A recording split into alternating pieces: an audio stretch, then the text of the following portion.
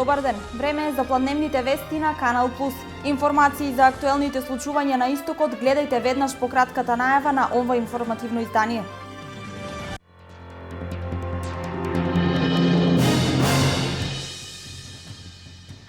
Неделава државните универзитети ги отвораат вратите за матурантите. На УГД има 5390 слободни места на 12 факултети и 3 академии. Во Штип се продадени 8 градежни парцели за домување и деловни објекти. Во Кочани до денес е отворен повикот за продажба на 21 плац, а во Виница се продаваат 4 градежни парцели. Викендов планинари од Кочани, Делчево, Пробиштип, Куманово и Скопје од Македонија и Самоков од Бугарија учествуваа во планинарски марш на Голак до врвот Чавка.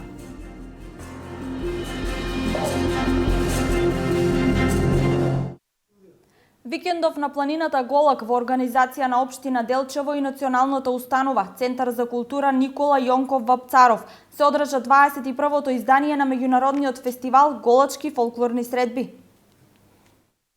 На планината Голак и Делчево во организација на општина Делчево и Националната установа Центар за култура Никола Јонков Вапцаров се одржува 21-то издание на меѓународниот фестивал Голачки фолклорни средби.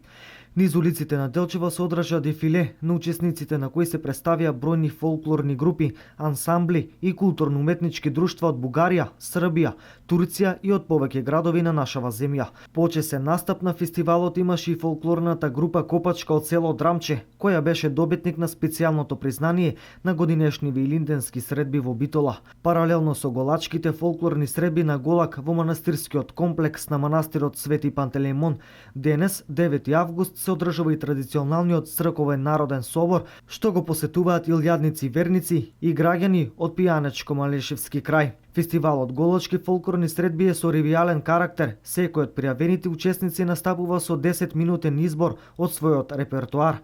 На сите учесници организаторите им доделуваат благодарници и плакети за учество. Неделава почнуваат уписите на државните факултети. Задутре почнува првиот уписен рок за запишување на студенти во академската 2015-2016 година на Универзитетот Гоце Делчев Штип, а ќе трае до петок 15 август. Според објавениот конкурс, на 12 факултети и 3 академии има слободни вкупно 5390 места, од кои 3172 за редовно студирање во државна квота, 1208 за редовно студирање во квотата со кофинансирање и 1010 места за вонредно студирање.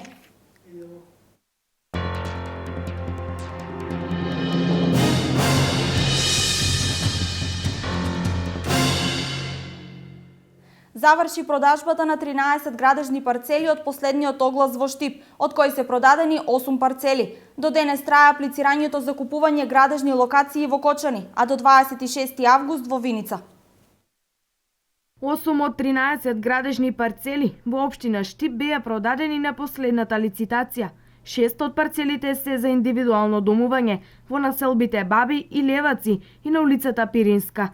2 од парцелите се за деловни објекти лоцирани кај новата пошта и во кругот на текстилниот комбинат Македонка. На лицитацијата постигната е цена од 6,8 милиони денари за сите 8 продадени објекти, од кои 80% остануваат во општинскиот буџет, а останатите одат во републичкиот. За непродадените градежни парцели, општината ќе распише нов оглас, а во Кочани пак се продаваа 21 градежна парцела, каде пријавувањето завршува денес. 4 градежни парцели продава и општина Виница. Пријавувањето трае до 26 август, а детали за градежните парцели целосно може да се видат на веб страната на општина Виница.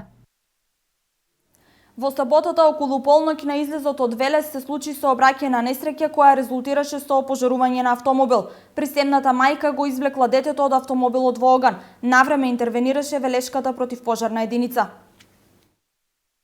Во саботата околу полноќ на излезот од Велес на магистралниот пат кај Новосело, автомобил САП со бугарски регистарски таблички во текот на возењето излетал од патот и се запалил. Возилото било управувано од кочанчанка со иницијали ВЗ, а со неа било и нејзиното дете која успеала да го спаси во последен момент. Од територијалната противпожарна единица на општина Велес веднаш интервенирале на местото на несреќата. Имаше повик за интервенција дека има излетано возило и дека има чурење од возилото.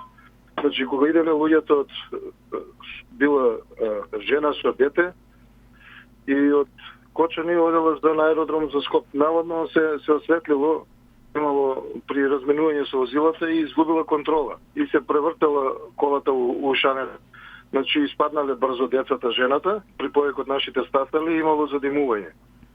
И почнале да гасат колата, значи, со плински уред била, заради тоа што да не има опасност од експлозија. И сега која ја превртеле колата, више која завршиле со интервенцијата, предното тркало ки возачот што е била гумата пукната. И сега не се знае дали од осветлување или од пукнатата гума излетале од ушането. За среќа управувачката на автомобилот изреагирала веднаш, а како што рече и командирот на Велешката противпожарна единица, не регистрирале повреди кога стигнале на местото.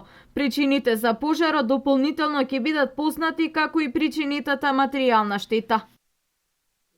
Викендов и штип се вброи во градовите во Македонија каде неконтролирано се пука од огнено оружје. На улицата Славчо Стојменски непознато лице од автомобил во движење испукало 5 куршуми во непознат правец. За среќа нема жртви и повредени, а причината е материјална штета. Искршено е прозорско стакло и ролетна. Полицијата работи на расветлување на случајот.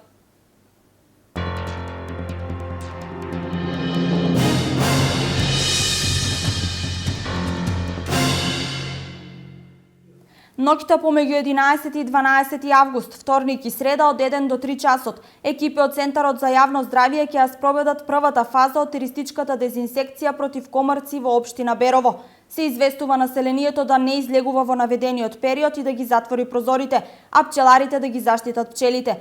Со дезинсекцијата ќе бидат опфатени зелените површини во општината, подрачјата по течението на реки и водотоци, подрачјата околу каналниот систем на територијата на општина Берово, локалитети со застојни водени површини во неколку урбани населби.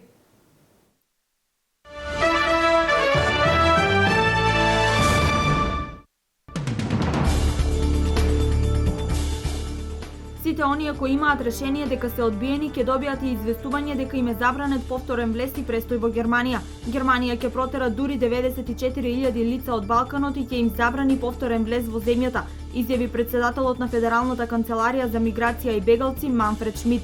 Причината е бидејќи балканските земји се прогласени за безбедни земји од политички прогон и поради тоа што барањата за азил се најчесто од економска природа. 6 малолетни деца и 2 возрастни се брутално убиени во куќата во која живееле во сојузната американска држава Тексас. Децата се на возраст меѓу 6 и 13 години. 2 возрастни се маж на возраст од 50 години и една 40 годишна жена. Сите убиени биле најдени во куќата со врзани раци и застрелани во глава. Во афганистанскиот главен град Кабул денеска дошло до силна експлозија. Новинските агенции јавуваат дека експлозијата се случила во близина на аеродромот во Кабул. До експлозијата во која имало жртви доаѓа само на неколку денови од серијата самоубиствени напади во Кабул, во кои загинаа десетици луѓе. 7 август беше најкрвав ден во Кабул од повлекувањето на меѓународните сили кон крајот на минатата година.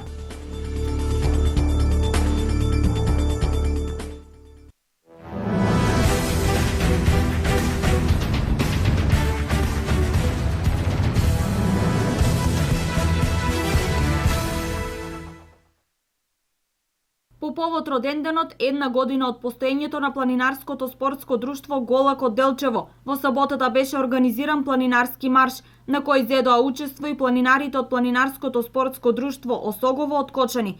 Маршот започна од пред црквата Свети Кирил и Методи, а заврши на врвот Чавка 1536 метри на планината Голак.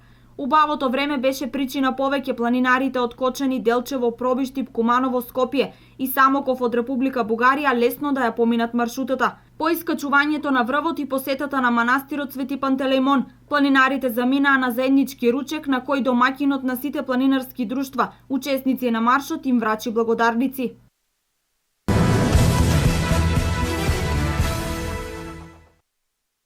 Со надпреварите од првото коло вчера започна 24-тиот фудбалски шампионат на Македонија. Актуелниот шампион на Македонија Вардар на стартот од новата сезона во македонската прва лига одигра 2-2 на свој терен против повратникот во елитното друштво Шкупи. На другите надпревари одиграни вчера беа постигнати следните резултати: Металург Силекс 1:3, Шкендија Младост Царев Двор 3:1 и Хоризонт Турново Ренова 4:0. Со надпреварот меѓу Брегалница и Работнички што ќе се одигра денеска ќе биде комплетирано првото коло од првата фудбалска лига. Поради настапот на Работнички во Еврокуповите надпреварот се игра денеска попладне со почеток во 17 часот и 30 минути. На врвот на табелата со по 3 бодови се Хоризонт Турново, Силекс и Шкендија.